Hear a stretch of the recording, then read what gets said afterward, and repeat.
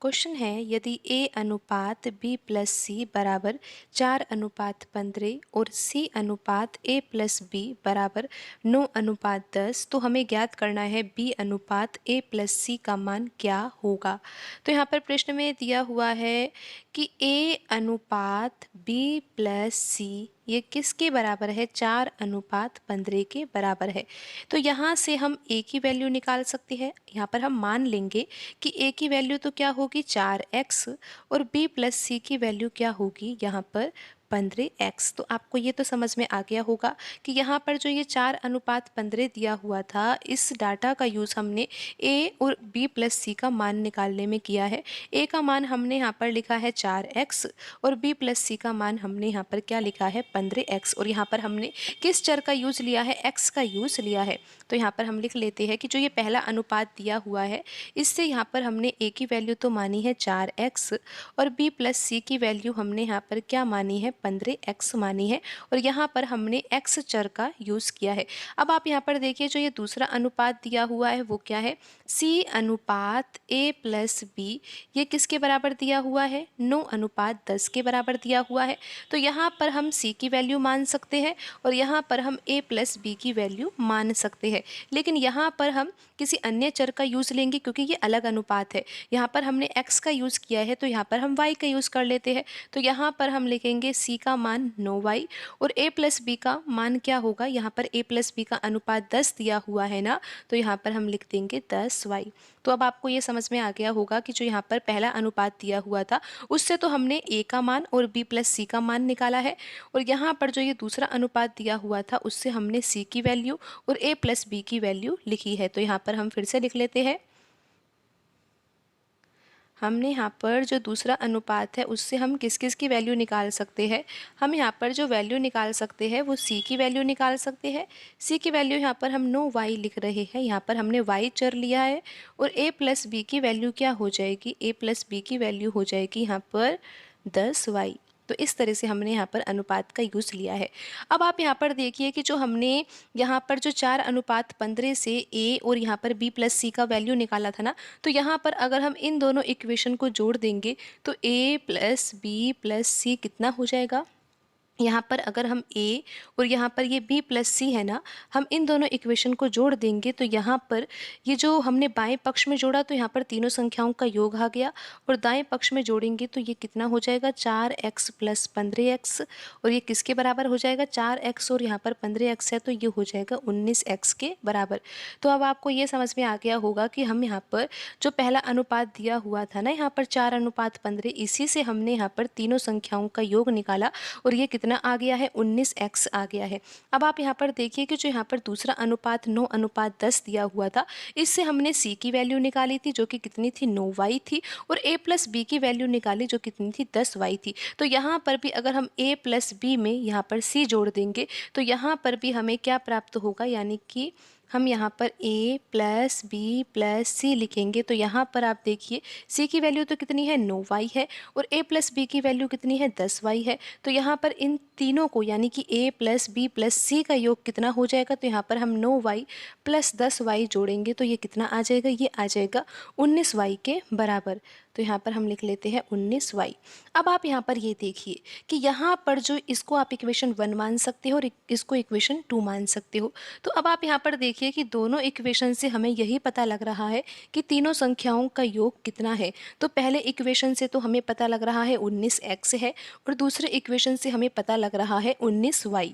तो यहाँ पर ये बराबर ही तो होना चाहिए, जब तीनों संख्याएं वही है जिनका योग किया जा रहा है तो यहाँ पर जो ये 19x है और जो ये 19y है ये बराबर होना चाहिए। लेकिन ये बराबर कैसे हो सकता है, यहाँ पर अगर हम x की वैल्यू 1 रख देंगे, अगर हम x की वैल्यू 1 रख देंगे तो यहाँ पर 19x की वैल्यू क्या आ जाएगी, 19 गुणा 1 करेंगे तो ये कितना आ जाएगा 19 के बराबर आ जाएगा। और यहाँ पर भी अगर हम y की वैल्यू 1 रखेंगे तो 19 गुणा 1 करने पर कितना आ जाएगा 19 आ जाएगा।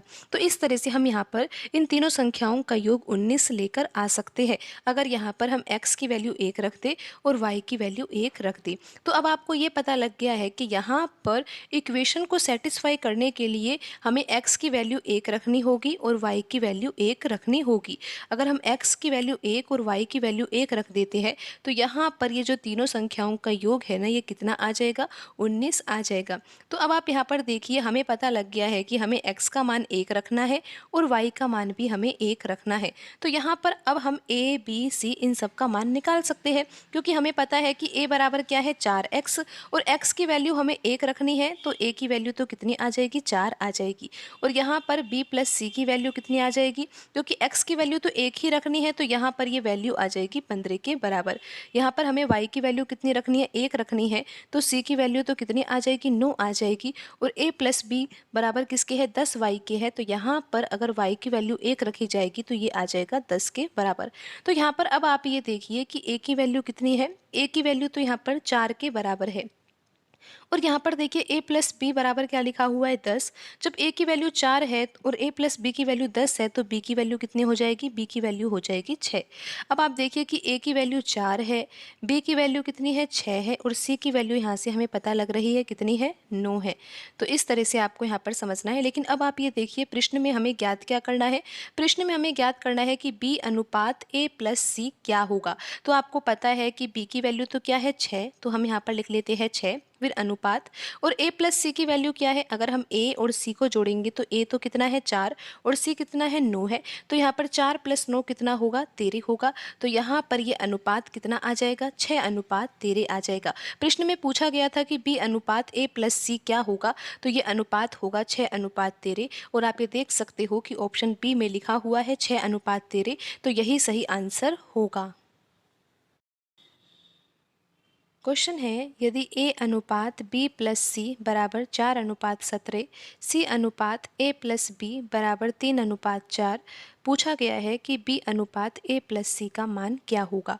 तो अगर हमें यहाँ पर पता लगाना है कि b अनुपात a प्लस सी का मान क्या होगा, तो हमें ये तो पता होना चाहिए कि b की वैल्यू क्या होगी और यहाँ पर a प्लस सी की वैल्यू क्या होगी। a प्लस सी की वैल्यू हम तब निकाल सकते हैं जब हमें पता हो a की वैल्यू और c की वैल्यू। तो हमारे पास जो यहाँ पर दो ये अनुपात दिए हुए हैं, इन दोनों अनुपातों से हमें a, b और c इन तीनों की वैल्यू ज्ञात करनी होगी। लेकिन हम किस तरीके से यहाँ पर वैल्यू ज्ञात कर सकते हैं, तो यहाँ पर आप देखिए लिखा हुआ है a अनुपात, यहाँ पर जो पहला अनुपात है उसमें लिखा हुआ है a अनुपात b प्लस सी, ये बराबर किसके है, 4 अनुपात 17 के बराबर है। तो यहाँ पर हम a की वैल्यू क्या मान सकते हैं, a का अनुपात यहाँ पर 4 है ना, तो a की वैल्यू हम यहाँ पर मान रहे हैं और यहाँ पर हम x चर का यूज़ कर रहे हैं और a बराबर हम लिख रहे हैं 4x। और यहाँ पर आप देखिए b प्लस सी है ना, और b प्लस सी का अनुपात यहाँ पर कितना है, 17 है, तो यहाँ पर ये वैल्यू हम मानेंगे 17x। यहाँ पर हमने x चर का यूज़ किया है।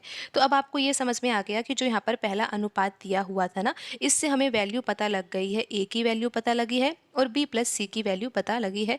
तो यहाँ पर हम लिख लेते हैं कि a बराबर तो कितना है, 4x है, और b प्लस सी बराबर कितना है, यहाँ पर 17x है।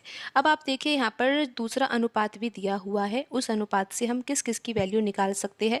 दूसरा अनुपात है c अनुपात a प्लस बी, और ये अनुपात किसके बराबर है, 3 अनुपात 4 के बराबर है। तो यहाँ पर हम c की वैल्यू क्या लिख सकते हैं, c की वैल्यू हम यहाँ पर 3y लिखेंगे। यहाँ पर हम y चर का यूज़ कर रहे हैं, हमने यहाँ पर पहले अनुपात में x का यूज़ किया है, यहाँ पर दोनों ही अनुपात अलग अलग है, इसीलिए हम यहाँ पर अलग अलग चर का ही यूज़ करेंगे। तो c की वैल्यू यहाँ पर हम 3y लिख रहे हैं, और a प्लस बी की वैल्यू क्या होगी, a प्लस बी का अनुपात यहाँ पर कितना है, 4 है ना, तो यहाँ पर ये वैल्यू हो जाएगी 4y के बराबर। तो अब आप ये भी समझ गए कि c की वैल्यू कितनी है, 3y, और a प्लस बी की वैल्यू कितनी है, 4y है। लेकिन अब आगे प्रश्न कैसे हल होगा, आप यहाँ पर ध्यान से समझिए।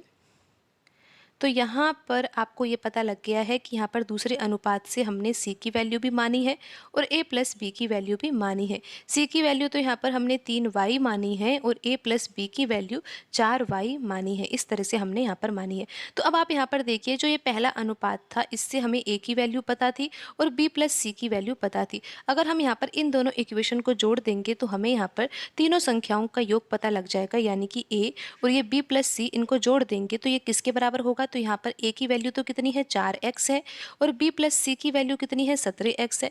तो यहाँ पर अगर हम इन तीनों संख्याओं को जोड़ेंगे तो ये वैल्यू किसके बराबर आ जाएगी, 21x के बराबर आ जाएगी। तो अब आपको ये भी समझ में आ गया होगा कि जो पहला अनुपात दिया हुआ था उसका यूज़ हमने वैल्यू पता लगाने में किया और उसके बाद हमने इन तीनों संख्याओं का योग भी किया और जो कि किसके बराबर आया है, 21x के बराबर आया है। अब हम यहाँ पर जो ये दूसरा अनुपात था, दूसरे अनुपात से जो हमने c की वैल्यू और a प्लस b की वैल्यू निकाली थी उन दोनों वैल्यू से, यानी कि c की वैल्यू और a प्लस b की वैल्यू से भी हम यहाँ पर इन तीनों संख्याओं का योग निकाल सकते हैं, क्योंकि आपको पता है कि a प्लस b की वैल्यू कितनी है 4y है और c की वैल्यू कितनी है 3y है। तो यहाँ पर टोटल कितना आ जाएगा, तीनों संख्याओं का योग a plus b plus c बराबर क्या आ जाएगा, 4y प्लस 3y कितना होगा, 7y हो जाएगा। तो अब आप यहाँ पर देखिए कि यहाँ पर हम इसको इक्वेशन 1 मान लेते हैं और यहाँ पर इक्वेशन 2 मान लेते हैं। तो इक्वेशन फर्स्ट है और जो इक्वेशन 2 है यहाँ पर दोनों यहाँ पर क्या बता रही है हमें, इनसे हमें ये पता लग रहा है कि तीनों संख्याओं का योग यानी कि a plus b plus c बराबर क्या होगा। तो पहले इक्वेशन से तो हमें पता लग रहा है 21x होगा और दूसरे इक्वेशन से पता लग रहा है 7y होगा, लेकिन वास्तव में तो ये दोनों वैल्यू बराबर ही होनी चाहिए। तो इन दोनों वैल्यू को हम बराबर कैसे कर सकते हैं, यानी कि x और y के स्थान पर हम क्या रखें जिससे कि ये दोनों वैल्यू बराबर हो जाए। तो अगर हम यहाँ पर x के स्थान पर 1 रख देंगे तो 21 गुणा 1 तो कितना हो जाएगा, 21 हो जाएगा। और y के स्थान पर अगर हम यहाँ पर 3 रख देंगे ना तो 7 गुणा 3 कितना हो जाएगा, 21 हो जाएगा। तो अब आप ये देखिए कि तीनों संख्याओं का योग ही तो था, तो योग तो अब बराबर आ गया है, यानी कि तीनों संख्याओं का योग कितना आ गया है, 21 आ गया है। लेकिन अब आप ये ध्यान रखिए कि यहाँ पर हमने x की वैल्यू क्या मानी है, x की वैल्यू हमने यहाँ पर 1 मानी है और यहाँ पर हमने y की वैल्यू क्या मानी है, y की वैल्यू हमने यहाँ पर 3 मानी है। तो अब आपको ये समझ में आ गया है कि x की वैल्यू तो यहाँ पर 1 है और y की वैल्यू क्या है, 3 है। तो अब हम यहाँ पर a, b और c की वैल्यू कैसे निकाल सकते हैं। तो हमारे पास यहाँ पर इक्वेशन दी हुई है, हमने दोनों अनुपातों से 4 इक्वेशन निकाली है और इन्हीं चारों इक्वेशन से अब हम a, b और c की वैल्यू निकालेंगे। तो आपको ये तो पता है ना कि x का मान तो यहाँ पर 1 आया है और y का मान कितना आया है, 3 आया है। तो यहाँ पर आप देखिए कि a बराबर 4x लिखा हुआ है, तो यहाँ पर हम x की वैल्यू 1 रखेंगे तो a की वैल्यू कितनी आ जाएगी, 4 आ जाएगी। फिर आप देखिए कि b प्लस c बराबर कितना है, 17x है, तो यहाँ पर b प्लस c की वैल्यू कितनी आएगी, x का मान तो 1 ही है ना, तो यहाँ पर 17 गुणा 1 करेंगे तो 17 आ जाएगा। फिर यहाँ पर आप देखिए कि c बराबर 3y है, y की वैल्यू कितनी है, 3 है, तो यहाँ पर हम y की वैल्यू 3 रखेंगे तो c बराबर कितना आ जाएगा, 9 आ जाएगा। और a प्लस b की वैल्यू क्या आ जाएगी, y के स्थान पर 3 रखना है और 4 गुणा 3 करेंगे तो 12 आ जाएगा। तो यहाँ पर आप देखिए इन इक्वेशन से हमें a, b और c की वैल्यू कैसे पता लगेगी। आपको पता है कि यहाँ पर a बराबर तो कितना आ गया है, 4 आ गया है। फिर आप देखिए कि c बराबर कितना है, यहाँ पर 9 है, हमें c की वैल्यू पता लग गई। तो यहाँ पर आप देखिए कि a प्लस b बराबर कितना है, 12 है, तो a की वैल्यू तो कितनी है, 4 है, यहाँ पर a की वैल्यू 4 है, तो b की वैल्यू हम क्या रखें जिससे कि टोटल 12 आ जाए। तो b की वैल्यू यहाँ पर हमें 8 रखनी होगी, तो यहाँ पर बराबर में क्या आ जाएगा, 12 आ जाएगा। तो अब आपको यहाँ पर a, b और c की वैल्यू पता लग गई है कि यहाँ पर a की वैल्यू कितनी है, 4 है, b की वैल्यू कितनी है, 8 है और c की वैल्यू कितनी है, 9 है। तो अब हमें प्रश्न में ज्ञात क्या करना है, अब तो हम आसानी से ज्ञात कर सकते हैं। आपको पता है कि हमें ज्ञात करना है कि b अनुपात a प्लस c क्या होगा। तो अब आप यहाँ पर देखिए हमें वैल्यू तो सबकी ही पता है, हमें b की वैल्यू पता है 8 है, तो हम यहाँ पर 8 लिख देंगे। फिर अनुपात हमें ज्ञात करना है a प्लस c, तो a प्लस c कितना होगा, a का मान 4 है और c का मान कितना है, 9 है, तो यहाँ पर हम 4 प्लस 9 लिख देते हैं। तो यहाँ पर 8 आ जाएगा और यहाँ पर 4 प्लस 9 कितना होगा, 13 होगा। तो यहाँ पर जो प्रश्न में पूछा गया था b अनुपात a प्लस c क्या होगा, तो ये अनुपात होगा 8 अनुपात 13 के बराबर और ऑप्शन सी यहाँ पर सही आंसर होगा।